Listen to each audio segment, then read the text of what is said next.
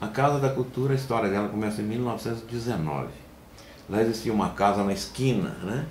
Quer dizer, no limite ali da calçada, né? Encostada na rua. Existia uma residência lá do senhor Henrique Petri. Em 1919, o agente executivo corresponde ao prefeito de hoje, comprou o imóvel, Eduardo Marques, o nome dele. A casa foi construída pelo coronel Eduardo Marques. Ele era intendente municipal, porque naquela época era São Pedro do Berabim, ainda não era Uberlândia, né? Então pertencia à comarca de Uberaba.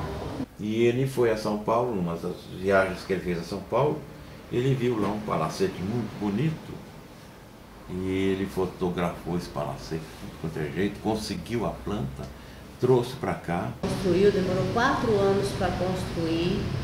Ele trouxe materiais do exterior, né, como o pinho de riga das janelas.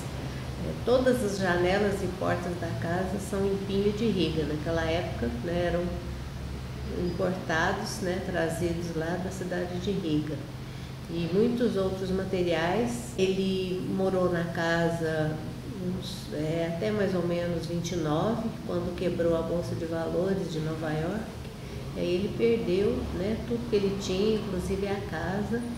Perdeu as coisas de valores que tinha na casa, como os lustres de cristal. Depois de vendida a casa, ela passou a ser uma casa de saúde, porque um médico, o Dr. Laerte Vieira Gonçalves, comprou essa casa, morava na parte superior, na parte inferior ele fez uma casa de saúde. O Dr. Laerte era médico e tinha vindo de Ituiutaba. E instalou lá então um pequeno hospital chamado Casa de Saúde e Maternidade Dr. Laerte. E ele e a mulher dele moravam no hospital, era a residência dele. E era também um lugar onde ele atendia doentes e internava também, e fazia até cirurgias. Aliás, ele, para morar lá, ele teve que fazer adaptações elétricas, hidráulicas e até arquitetônicas, sem mudar, não mudou absolutamente nada. O médico acrescentou, fez um anexo para abrigar a sala de cirurgias dele, né, a sala de esterilização de materiais cirúrgicos, porque dizem que morria muita gente na clínica por falta de uma asepsia bem feita. E fez uma sala em cima e uma sala embaixo, acompanhando a arquitetura original. A gente chega lá e percebe que é um acréscimo que ele fez. E ali, o que ele fez foi pôr janelas bem grandes para ficar bem iluminado ali. E eram salas de cirurgia. Dizem uns que era sala de cirurgia, outros que um era sala de cirurgia e o outro era sala de esterilização. Ele ficou lá algum tempo, depois comprou terreno ali para baixo, fez a casa dele e ele ficou só hospital. Na década de 40, ele se aposentou como médico e alugou lá para o Dr. Caio Bardi, que continuou tocando o hospital. Ficou lá 3 ou 4 anos, saiu e passou isso para outros médicos que instalaram lá uma chamada Policlínica Uberlândia. E eles ficaram lá até 1956. Em 56 eles fundaram o Hospital Santa Catarina, lá na Avenida Getúlio Vargas, saíram de lá. Aí em 56, aí lá ficou mais ou menos assim, abandonado, até que foi para lá a delegacia, em 61. Existem algumas pessoas que foram convidadas, entre aspas, a vir aqui prestar depoimentos, porque aqui era cadeia, foi um espaço da ditadura. A gente sabe que aqui foi cadeia, que foi delegacia, que coisas, né, bastante arbitrárias devem ter acontecido aqui. Eu, pelo menos, não me sinto à vontade de afirmar que houve tortura aqui na casa. Não é essa que a gente vê, tortura física, relacionado a preso político. É lógico que houve algum tipo de tortura, só o fato da pessoa estar presa, eu acho que isso já é, né, uma tortura, vamos dizer assim. Bom, segundo os mais velhos, pessoal, a gente é mais jovem, lembro assim, o pessoal comentava,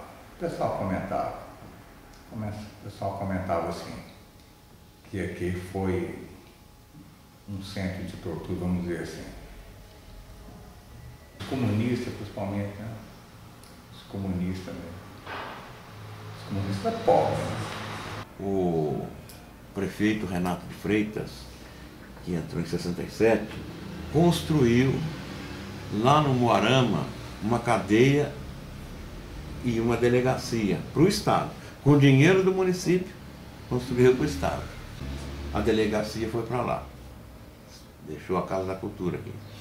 Aí ela ficou há algum tempo assim, desocupada. Em 72, a delegacia fiscal foi para lá, mas já foi como superintendência regional da Fazenda, né? E ficou lá até 82.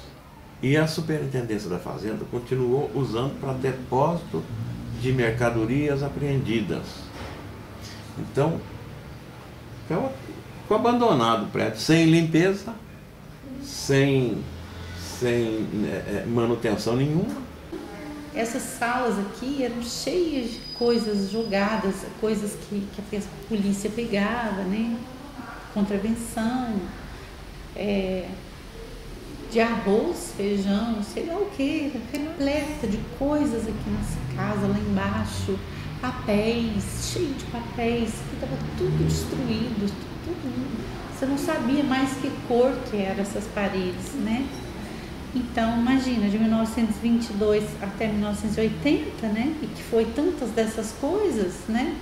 Justamente nessa época, a comunidade, né? Parece que a vereadora Olga Helena, juntamente com o pessoal da UFO e mais algumas pessoas da comunidade, se mobilizaram para que a casa fosse tombada. Foi tombada no governo do prefeito Zaire Rezende, né, que foi uma parceria com o então governador da época, Tancredo Neves. Fui visitar o professor Nelson Bonilha, que era o secretário municipal de Educação e Cultura. E ele então me disse que o Zaire estava separando as duas secretarias, né?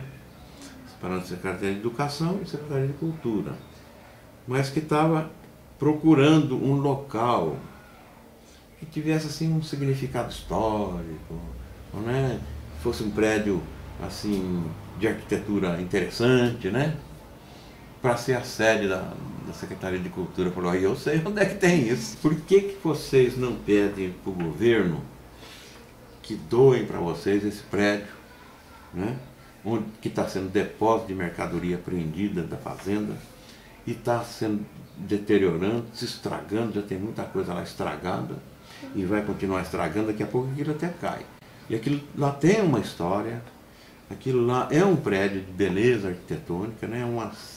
Tem uma mistura de estilos ali muito grande, mas não deixa de ser um momento da arquitetura de Uberlândia. Quando o Zaire passou para ele que resolvesse esse problema do prédio, ele foi a Belo Horizonte. Tancredo deu na hora. Foi feita a doação, aí a universidade, através da professora Maria Clara, que cuidaram de organizar as coisas direitinho, né? E veio o pessoal do IEFA, de Belo Horizonte, e fez o restauro do prédio, né? Ela passou a ser, no começo, sede da Secretaria Municipal de Cultura. Essa aqui era a sede da Secretaria. Com a expansão da Secretaria, ela ficou servindo como parte da Secretaria, né? Então depois ela ficou uns tempos fechada, uns bons tempos, né, fechada. Depois da restauração ela passou a ser a Casa de Cultura. A própria eleição do Zaire e a inauguração da Casa da Cultura, ela é feita no final do regime militar. Tem tudo a ver com um processo de redemocratização. Depois de 21 anos, as pessoas queriam muita liberdade. Né? E quando você, é difícil falar em liberdade sem associar isso com cultura.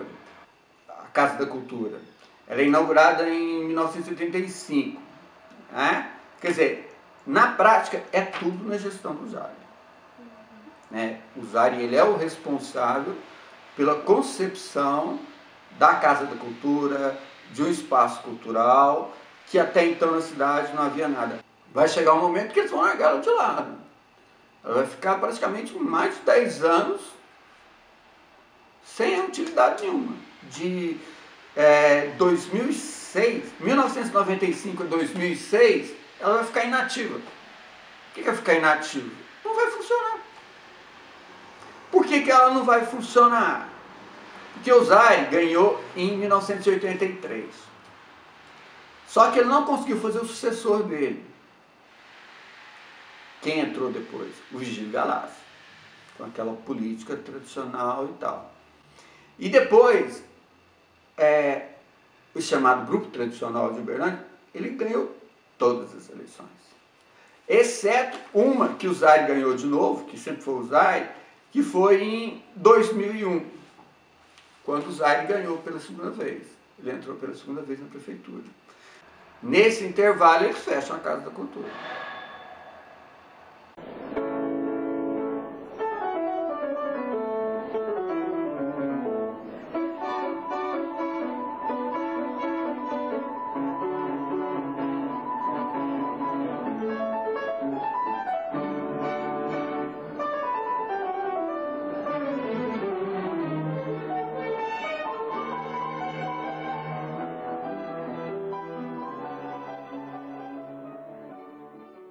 Esse é um espaço que qualquer pessoa da comunidade pode solicitar utilizar para tocar, cantar,